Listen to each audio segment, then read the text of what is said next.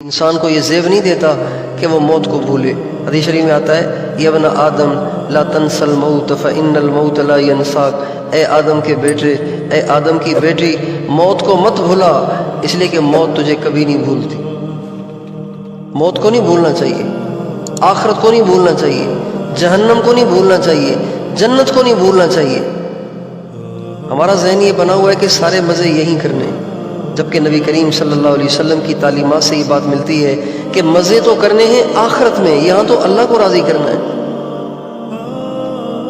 آپ کی سب سے پیاری بیٹی حضرت فاطمہ رضی اللہ تعالی عنہ جب آپ سے کچھ لینے کے لیے آئیں، گھر میں چونکہ کئی دن سے کھانے کو کچھ نہیں تھا تو بھوک تھی بہت زیادہ، حضرت علی نے بھیجا، جب آپ سے لینے کے لیے آئیں تو آپ نے فرمایا بیٹی سچی بات تو یہ ہے کہ تیرے باپ کے گھر میں بھی 1 مہینے سے کھانے کو کچھ نہیں تھا، ابھی کچھ بکریاں کسی نے بھیجی ہیں، اب تو کہے تو تجھے بکریاں دے دوں، تو کہے تو تجھے اللہ کے 5 نام سکھا دوں، ان ناموں کے ذریعے سے جب دعا کی جاتی ہے تو وہ دعا قبول ہو جاتی ہے۔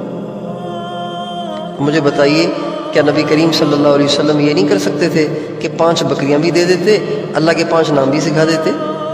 لیکن نہیں، ہمارے نبی یہ بات دل میں اتارنا چاہتے ہیں کہ مزے تو آخرت میں کرنے، یہاں تو گزارا کرنا ہے۔ یہ زندگی تو بھوک فاقے کے ساتھ بھی گزر جاتی ہے اور یہ زندگی عیاشیوں کے ساتھ بھی گزر جاتی ہے، لیکن اللہ راضی ہو جائے، جہنم کی آگ سے بچاؤ کا سامان ہمارے پاس موجود ہو تو بس پھر مزے ہیں۔ تو اس لیے آپ ساری بہنوں سے سب سے پہلی درخواست تو یہ ہے کہ دنیا کی طرف توجہ کم کریں، آخرت کی طرف اپنی توجہ کو بڑھائیں۔ ہر وقت موت کو سامنے رکھیں، مرنا ہے، بار بار اپنے آپ سے کہیں ارے تو نے مرنا ہے، مرنا ہے، کیا بنے گا؟ جب رات کو لیٹنے لگیں، پتہ نہیں آپ سن رہی ہیں نہیں سن رہی، مجھے تو شور کی آواز آ رہی ہے، مجھے تو سمجھ میں نہیں آ رہا آپ سن رہی نہیں سن رہی۔ جب رات کو بستر پہ لیٹنے لگو تو لیٹتے وقت یہ تصور کرو میں اپنے گھر کی چارپائی پہ نہیں، میں اپنی قبر میں لیٹی ہوئی ہوں، میں مر چکی ہوں، میں نہیں، یہ میری لاش پڑی ہوئی ہے۔ اور چونکہ رات کو سونے سے پہلے ہم بتیاں بجھا دیتے ہیں نا، اندھیرا کر دیتے ہیں، تو یہ سوچو کہ ہائے یہ اندھیرا اتنا وحشتناک ہے، قبر کا اندھیرا کتنا وحشتناک ہوگا، یہ اندھیرا اتنا خوفناک ہے، مرنے کے بعد قبر کا اندھیرا کتنا خوفناک ہوگا۔ ایک بزرگ تھے بہت بڑے، انہوں نے اپنے گھر میں قبر کھودی ہوئی تھی، اپنے گھر کے اندر قبر کھود رکھی تھی انہوں نے۔ تو پتہ کیا کرتے تھے؟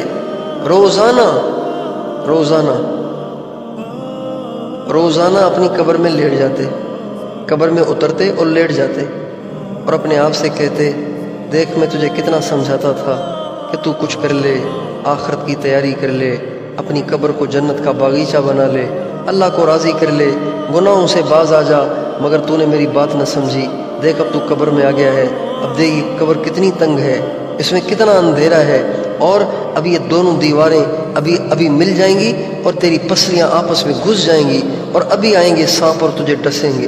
یہ کہتے تھے اور خوب روتے تھے، اور پھر کافی دیر رونے کے بعد کہتے تھے چل اللہ نے تجھے ایک اور موقع دیا ہے، باہر نکل اور نکل کے اللہ کو راضی کر اور نیکیاں کر۔ اس لیے سب سے پہلی درخواست آپ ماؤں سے، بہنوں سے، بچیوں سے یہ ہے کہ اپنی موت کو ہر وقت نگاہوں کے سامنے رکھو، مرنا ہے، اپنے آپ سے کہو مرنا ہے، روٹی پکاتے ہوئے اپنے آپ سے کہو مرنا ہے، چلے جانا ہے۔ جب آپ روزانہ موت کو یاد کریں گی، ہر وقت موت کو یاد رکھیں گی، پھر آپ کا دنیا میں دل نہیں لگے گا، پھر بننے سنورنے کو دل نہیں کرے گا، پھر اوروں کو دکھانے کو دل نہیں کرے گا، پھر دل کرے گا کہ اللہ کو راضی کر لوں، اس لیے کہ اس کے پاس جانا ہے۔ لیکن جس عورت کو ڈاکٹر کہہ دیں کہ جی آپ تو چند دن کی مہمان ہیں، آپ کو بلڈ کینسر ہو گیا ہے، بتائیے اس کا بننے سنورنے کو دل کرے گا؟ اس کا بن سنور کے باہر نکلنے کو دل کرے گا؟ اس کا بے پرد ہونے کو دل کرے گا؟ وہ کبھی نماز میں سستی کرے گی؟ وہ تو مصلی پہ ہی بیٹھی رہے گی جس کو ڈاکٹر نے کہا ہے کہ آپ 1 ہفتے کی مہمان ہیں۔ تو 1 ہفتہ تو بہت دور ہے، ہمیں تو 1 پل کا بھروسہ نہیں ہے۔ نبی کریم صلی اللہ علیہ وسلم ارشاد فرماتے ہیں میں 1 قدم اٹھاتا ہوں مجھے نہیں پتا ہوتا کہ وہ قدم رک سکوں گا یا اس سے پہلے چلا جاؤں گا۔ میں ایک سلام پھیرتا ہوں، مجھے نہیں پتا کہ میں دوسرا سلام پھیر سکوں گا کہ نہیں۔ میں منہ میں لقمہ ڈالتا ہوں، مجھے نہیں پتا کہ میں اسے چبا کر نگل سکوں گا کہ نہیں۔ اس لیے لمبی امیدیں اور لمبی لمبی پلاننگ اور لمبے لمبے منصوبے، اگلے کئی سالوں کے منصوبے لوگ بناتے رہتے ہیں، کتنی نادانی کی بات ہے۔ سامان 100 برس کا، پل کی خبر نہیں۔ 100 برس کا سامان بنایا ہوا ہے اور پل کی خبر نہیں ہے۔ عید کی خریداریاں کر رہے ہیں اور ان کا نام مردوں کی فہرست میں لکھا جا چکا ہے۔ عید کی نماز سے پہلے اس نے مرنا ہوتا ہے۔ ہم ایک جگہ جماعت میں گئے، بھلوال، سرگودا کے قریب ایک علاقہ ہے بھلوال، وہاں پہ گئے تو عید کی رات تھی۔ تو عید کی رات ایک بیٹے نے اپنے باپ سے کہا ابو مجھے گاڑی دے، میں نے شاپنگ کرنی ہے، میں نے جوتے ووتے لینے۔ تو وہ باپ سے اس نے گاڑی لی، گاڑی کی چابی لی اور وہ شاپنگ کرنے کے لیے نکلا گھر سے۔ اب آپ کو پتہ ہے نا، نوجوان جب بیٹھتا ہے اسٹیئرنگ پہ تو کیا اس کو مستی ہوتی ہے اور کیسے وہ موج میں چلتا ہے۔ تو اللہ کی شان، وہ گاڑی لے کے نکلا اور جہاں اس نے خریداری کے لیے جانا تھا، شاپنگ کے لیے جانا تھا، تو راستے میں پھاٹک تھا، ٹرین کا پھاٹک تھا۔ تو جو ہی یہ پوری رفتار سے اس پھاٹک کو کراس کرنے لگا، ٹرین کی پٹڑی کو کراس کرنے لگا، تو اللہ کی شان پھاٹک بند نہیں تھا اور وہاں سے ٹرین آ رہی تھی۔ یہ عید کی رات کی بات ہے، عید کی رات کا واقعہ ہے۔ جو ہی اس کی گاڑی پٹڑی کے بیچ میں پہنچی تو ٹرین بھی آ پہنچی اور کچل کے رکھ دیا، ٹکڑے ٹکڑے کر دیا۔ نہ گاڑی رہی نہ وہ نوجوان رہا۔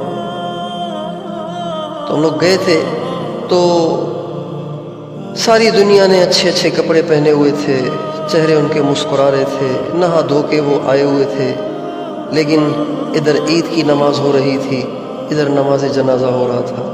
سب کو نئے کپڑے پہنے ہوئے تھے۔ اس کا باپ رو رو کے بے حال ہو رہا تھا، اس کے بھائی رو رو کے بے حال ہو رہے تھے، سنبھل نہیں پا رہے تھے۔ اس لیے موت کو نہیں بھولنا چاہیے، موت آ جاتی ہے۔